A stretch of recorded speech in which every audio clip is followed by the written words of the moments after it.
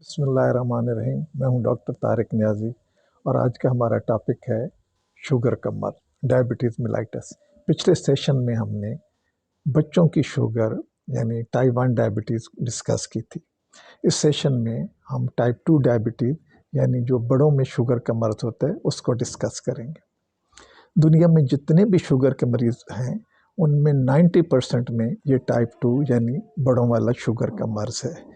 یہ عموماً over weight, موٹاپے کے حامل، درمیانی عمر کے افراد اور عمر رسیدہ لوگوں میں ہوتی ہے۔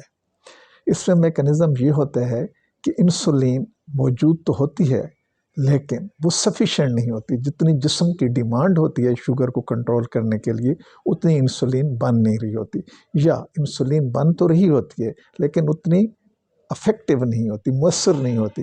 انسولین کے اگینسٹ ریزسٹنس موجود ہوتی ہے، اینٹی باڈیز موجود ہوتی ہیں جو انسولین کو صحیح کام نہیں کرنے دیتی۔ اب اس مرض کی وجوہات کیا ہیں؟ 90% سے زیادہ لوگوں میں دیکھا گیا ہے کہ دو بڑی وجوہات ہیں اس کی۔ ایک اوور ویٹ اور موٹاپے کے شکار لوگ، اور دوسرا فزیکل ایکٹیویٹی کا نہ ہونا۔ اس کا مطلب یہ نہیں ہے کہ جو لوگ موٹے نہیں ہوتے ان کو یہ مرض ہوتا نہیں ہے، لیکن 90% لوگ جو ہیں ان میں جو دو اگر ریزن دیکھی جائیں مین، تو وہ موٹاپا اور فزیکل ایکٹیویٹی یعنی ورزش وغیرہ کا نہ ہونا ہے۔ اس کے علاوہ فیملی ہسٹری ہوتی ہے، اس کے علاوہ عمر کے ساتھ ساتھ اس کے زیادہ چانسز ہو جاتے ہیں، مردوں میں زیادہ ہوتی ہے عورتوں کی نسبت۔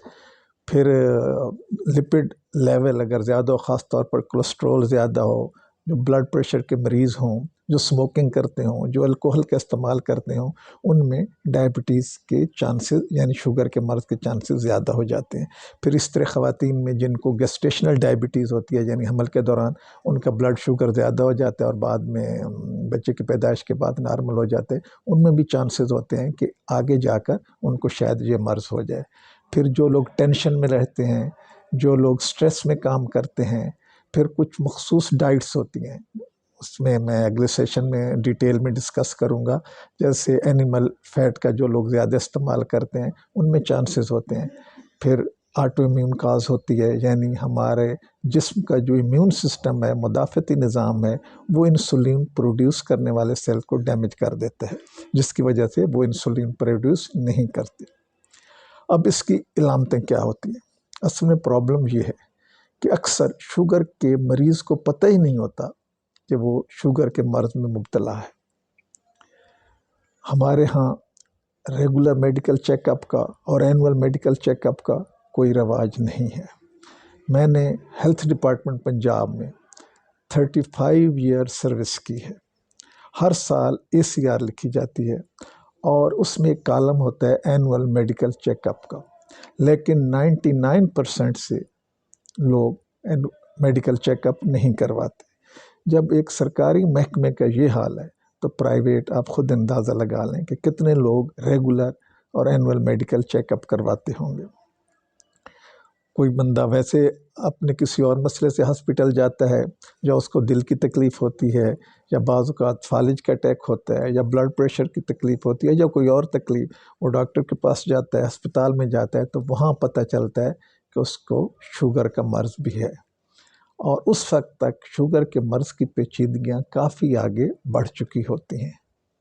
باقی علامتیں اس کی وہی ہوتی ہیں، یعنی پیاس کا زیادہ لگنا، یورین کا زیادہ آنا، بھوک کا زیادہ لگنا، بہت زیادہ تھکاوٹ کا محسوس ہونا، چیزوں کا دھندلا نظر آنا، چھوٹے موٹے زخم جیسے شیو کرتے ہوئے کٹ لگ جائیں، ناخن تراشتے ہوئے، ناخن کاٹتے ہوئے کٹ لگ جائیں، یا خارش کرتے ہوئے اسکن میں ہو جائے اسکریچ وغیرہ، تو وہ زخم ٹھیک نہیں ہوتے۔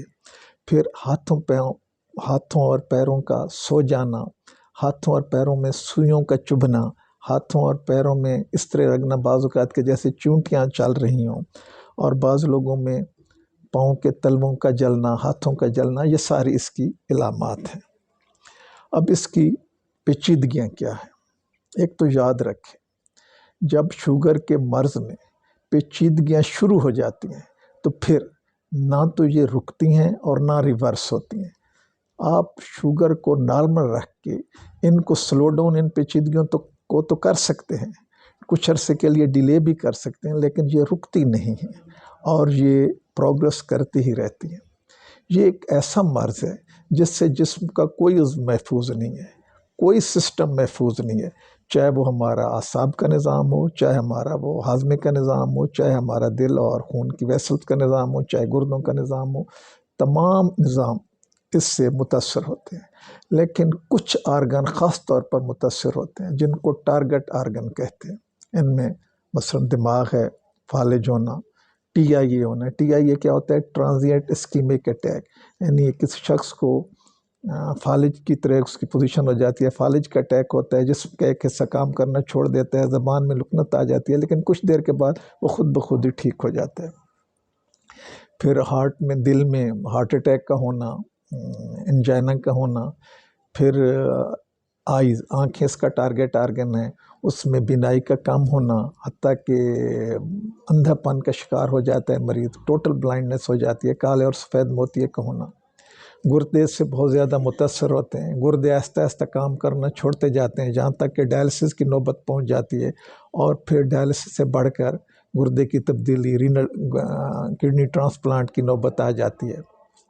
ڈائبیٹک فٹ ایک بہت بڑی کمپلیکیشن ہے۔ شوگر کے مرض میں ہمارے پاؤں میں جو بلڈ، خون کی گردش ہے وہ کم ہو جاتی ہے، اور ساتھ اعصاب بھی انوالو ہوتے ہیں، تو ہمارے پاؤں اس قسم سو جاتے ہیں۔ پاؤں میں کوئی چوٹ لگے تو محسوس نہیں ہوتی، اس لیے اکثر پاؤں میں کوئی زخم تھوڑا بہت ہو جاتا ہے تو وہ زخم انفیکٹو ہو جاتا ہے، ٹھیک نہیں ہوتا، یہاں تک کہ پاؤں کی انگلی کاٹنے کی نوبت آ جاتی ہے، اور پھر ایکسٹریم کیسز میں پاؤں یا پوری ٹانگ کاٹنے کی نوبت آ جاتی ہے۔ اسٹیٹسٹکس یہ بتاتے ہیں کہ شوگر کے مریضوں میں ٹانگ کٹوانے کی ریشو عام مریضوں سے 10 گنا زیادہ ہوتی ہے، اور یہ بھی اسٹیٹسٹکس ہیں کہ اگر ہم حادثاتی جو ٹانگ کاٹی جاتی ہیں جیسے ٹریفک ایکسیڈنٹ میں یا کسی اور حادثے میں، ان کو نکال دیں، نان ٹرامیٹک ایمپوٹیشنز لیں، جو حادثات میں ٹانگیں کاٹی جاتی ہیں ان کو نکال کے، تو باقی 50% سے زیادہ ٹانگیں شوگر کے مریض میں کاٹی جاتی ہیں، اور باقی تمام امراض میں 50% یا اس سے کم ٹانگیں کاٹی جاتی ہیں۔ پھر ایک اس کی اور شدید جو پیچیدگی ہوتی ہے وہ ہائپوگلائسیمیا ہے، شوگر کا حد سے زیادہ کم ہو جانا، اور اگر یہ حد سے زیادہ کم ہونا ایک خاص ٹائم پیریڈ تک رہے تو اس سے برین ڈیمیج ہونے کا خطرہ ہوتا ہے، یہاں تک کہ موت واقع ہو سکتی ہے۔ بلڈ شوگر کم ہونے کی نشانیاں یہ ہوتی ہیں کہ ٹھنڈے پسینے آتے ہیں، دل کی دھڑکن تیز ہو جاتی ہے، اور شیکی فیلنگ ہوتی ہے، کچھ ایسی موومنٹ ہوتی ہیں جو آپ کے انکنٹرولبل موومنٹ ہوتی ہیں، آپ کا کنٹرول نہیں ہوتا، خوف سا طاری ہو جاتا ہے۔ اس کے بعد ایک جو سب سے بڑی اس کی پیچیدگی ہے وہ ہے ہمارے اس میں جو اعصاب ہیں، ہماری نروز ہیں، وہ متاثر ہوتے ہیں، اس کو نیوروپیتھی کہتے ہیں۔ اب اعصاب ہمارے پورے جسم میں موجود ہیں، تو پورے جسم میں جب اعصاب کا ایک نیٹ ورک موجود ہے، جب وہ متاثر ہوتے ہیں تو پورے جسم ہمارا متاثر ہوتا ہے۔ خاص طور پر اگر ہم ڈائجسٹو سسٹم کی مثال لیں تو کچھ لوگوں میں قبض ہو جاتی ہے، کچھ لوگوں میں ڈائریا ہو جاتا ہے، اس کو ڈائبیٹک ڈائریا کہتے ہیں۔ شوگر کے مریض ڈائریا کے لیے ڈاکٹر کے پاس جاتے ہیں، بعض اوقات وہ اینٹی بائیوٹک دیتا ہے، اینٹی ڈائریل دوسری دیتا ہے، لیکن مریض ٹھیک نہیں ہوتا، کیونکہ شوگر، اس کے ڈائریے کی وجہ شوگر کا مرض ہوتا ہے جس میں کہ اس کے اعصاب متاثر ہوئے ہوتے ہیں۔ اس طرح کچھ لوگوں کو معدے میں جلن ہوتی ہے، کچھ لوگوں کو متلی ہوتی ہے، بغیر کسی وجہ کے ڈکار آتے ہیں، وومٹنگ ہوتی ہے۔ ایک اور اس کی کمپلیکیشن ہوتی ہے کہ ڈیلے ایمپٹنگ آف سٹامک ہوتی ہے۔ آپ کوئی چیز کھائیں گے، تھوڑی سی کھائیں گے تو ایسے لگے گا کہ آپ کا معدہ فل ہو گیا، اور آپ کوئی چیز کھائیں گے تو 5-6 گھنٹے گزر جائیں گے، لیکن آپ کو محسوس یہ ہوگا کہ یہ چیز آپ نے ابھی کھائی ہے، یعنی وہ ادھر ہی موجود رہے گی۔ اس کے بعد اس کی کمپلیکیشن ہوتی ہے لکوے کا ہونا۔